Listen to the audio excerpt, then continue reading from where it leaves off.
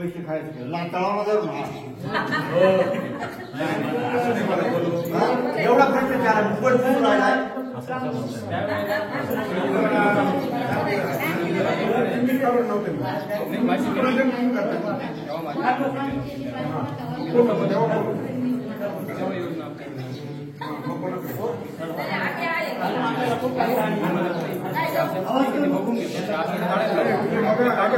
हे काढून टाका परत आहे का काढून सगळं चौकशी करा ते काय आहे ते काढायला काढून नाही तर मी स्वतः तिथं जाऊ द्या तुम्हाला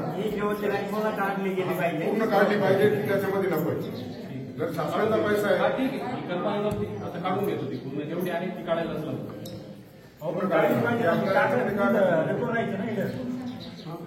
रेग्युलर राहायचे ना ते मग तुम्हाला माहित पाहिजे ना ती जेवढी लाईन काढायला लावा नाही तर आम्ही गावकर सुद्धा जिल्हा परिषदेला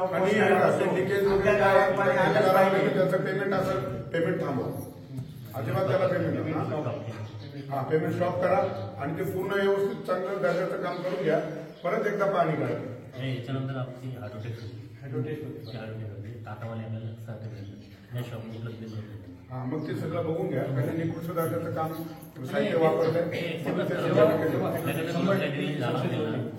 आपण ते कंप्लीट बघा अगर ते झालं ते बघून घ्या आणि त्याला मग पूर्ण ब्लॅकलिस्ट टाका आणि ते काम व्यवस्थित करून दीड खर्चून तर नागरिकांना पाणी नाही आलं तर मग ते सगळं बाहेर घ्या आता पाणीची अडचण आहे आता पाणी पूर्ण झालेली ते करून घ्या तेव्हाच आपण त्याची क्वालिटी करतो किती दिवसात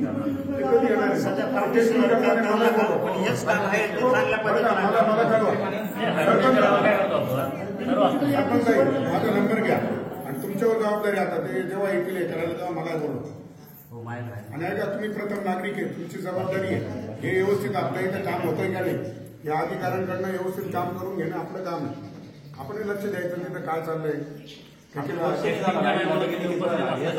पूर्णपणे कामाचं लक्षच नव्हतं पाणी त्याच्यात काय समजतं आपल्याला क्वालिटी समजते पाईपाची क्वालिटी सर समजते त्या टेस्टिंगमध्ये त्याच्यात काय आढळलं तर आपण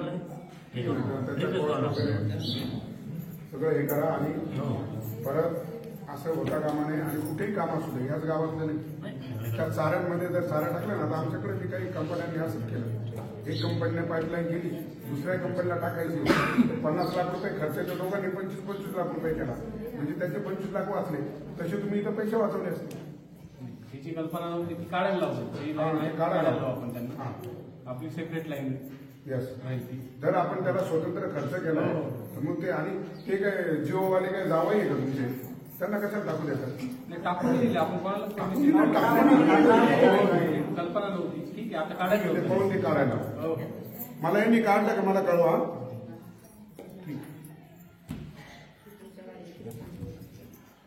इथंच काय तालुक्यात पण नाही तर यांनी वाटच लावून टाकलं हे ठेकेदार हे टक्केवारी आहे ना यांनी कामच काढून टाकलं नाही तर एवढे महिला मंडळ कधी आमच्या ग्रामसभेला आले नाही काहीच नाही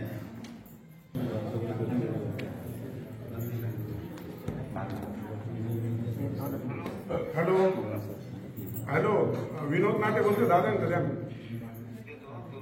हो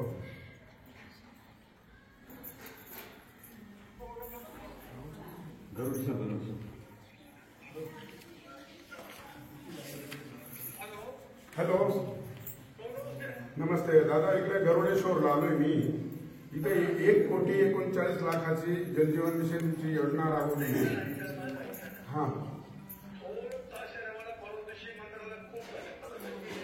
हा नाही ऐका ना आता तुझे अधिकारी इथे इंजिनियर वगैरे ग्रामसभा भरलेली आहे गावात सगळं ऐका ना तर त्यांनी त्या पाईपलाईन मध्ये म्हणजे 50 लाख रुपये नुसता खोदायचा खर्च आहे त्यांनी त्याच्यात जिओची पाईपलाईन टाकली परत एकाच पाईपलाईन मध्ये आणि ते सुपरविजन करणारे ते काय नाव तुमचं कुलदीप ते म्हणताय की मला कल्पनाच नाही मग यांनी सुपरविजन कसं केलं हा हो आणि तो कॉन्ट्रॅक्टर जो आहे त्या कॉन्ट्रॅक्टरला ब्लॅकलिस्ट टाका दादा हा हा हा हा हो हो हा हो ना पूर्ण त्यांना तेच म्हटलं. हा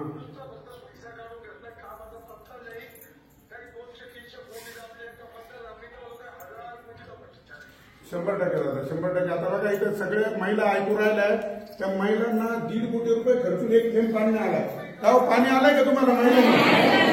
बघा त्या महिला ऐकताय बोलताय, बघा पाणी आलंय का तुम्हाला? एक थेंब पाणी आहे. हो 1 मिनिट बोला, यांच्याशी बोला. हे जे सुपरविजन करणारे आहे त्यांच्याशी बोला. बोला. नमस्कार. देशमुख बोलतोय. Junior engineer. अरे ते जिओची लाईन टाकलेली त्यांनी, ती काढून घ्यायला होतं ते. त्यांना पत्र देतो आज. नाही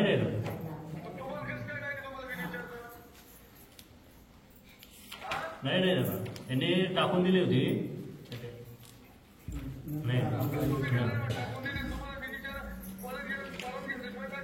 नाही आमची नाही परवानगी घेतली का?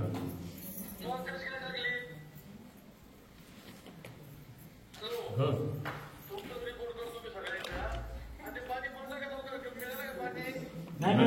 टाकीत पाणी पडलंय. टाकीत पाणी पडलंय. लाईट बंद राहते.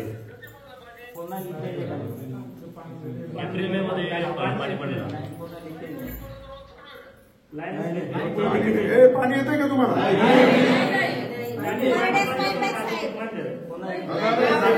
पाणी येत नाही.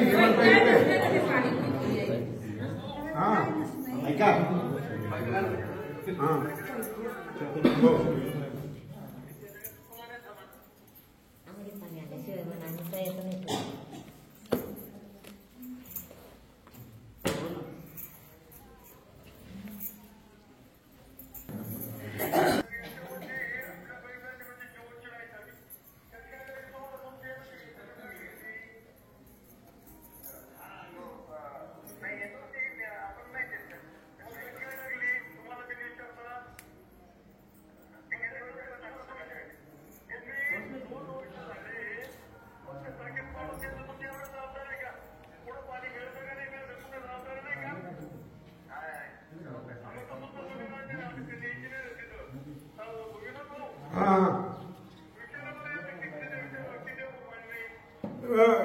नागरिक पाणी येतंय का तुम्हाला?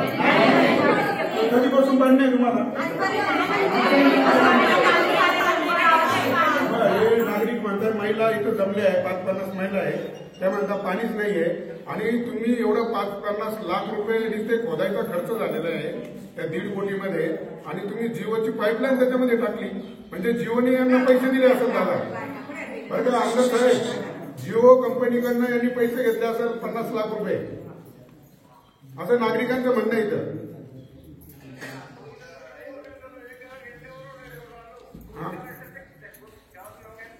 गरुडेश्वर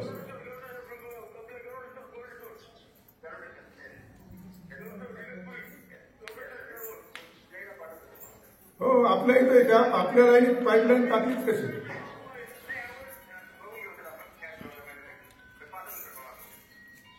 आणि ठेकेदार बेजबाबदार उत्तरं देतो, लिकेज काढत नाही, काहीच करत नाही. 1.5 कोटी रुपये नुसते टाकीपर्यंत पाण्याला. अहो हर घर जलकरण योजनेचा उद्देश आहे, तो सफलच होत नाही ना. मग इथं फक्त ठेकेदार आणि अधिकाऱ्यांचे घरं भरले. प्रचंड इथं नागरिकांचा आक्रोश आहे.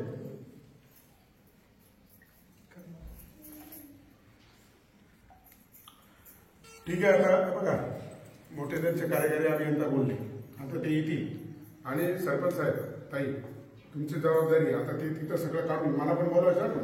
ते सगळे पाईपलाईन वगैरे आपण काढताना पण मला बोलू. त्याआधी सगळी जिओची पाईपलाईन काढून टाकायची अजिबात. आणि तुम्ही सुपरविजन करता ना, इथून पुढे तुम्ही सगळं लक्षात ठेवा, नाहीतर समजा तुमच्या नोकऱ्या तुम्ही सोडून द्या. बघा ही 140 करोड जनता आहे ना, ही या देशाची मालक आहे. तुम्ही सगळे सेवक आहे आणि तुम्हाला ते देखरेख करण्याचे पैसा मिळतो, पगार मिळतो. पगार मिळतो ना, मग ते प्रॉपर काम होते का नाही ते बघा. आणि नागरिकांनी विचारलं, नागरिक ओरडले म्हणून राग मानू नका.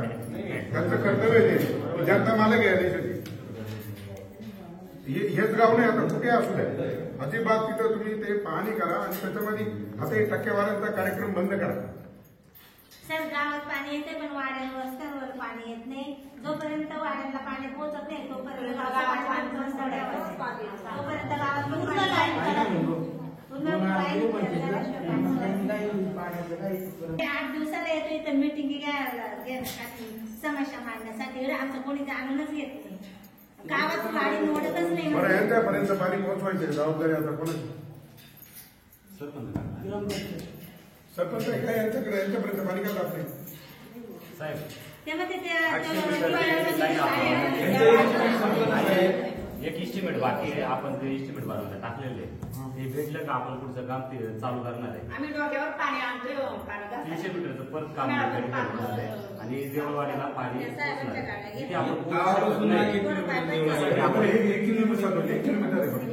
नाही, गावापासून 1 किलोमीटर आहे वाडी. 1 किलोमीटर. हो, बरं. टाकी वर आहे. आणि ते 800 मीटर झाले, ते 200 जिल्ह्याचं एस्टिमेट आता एस्टिमेट करून करा टाकलंय. किती दिवसात होईल आता हे पाणी? इस्टिमेट भेटलं तर 8 दिवसात होऊन जाईल. ती पण एक एस्टिमेट कधी भेटेल? उद्या परवा भेटून उद्या परवा भेटेल म्हणजे 8 दिवस. 8 आणि उद्या परवा म्हणजे 9, 10 दिवसामध्ये पाणी भेटेल. 20 तारखेपर्यंत होऊन जाईल. त्याच्या पहिलेच आपण 20 तारीख सांगतो तुम्हाला.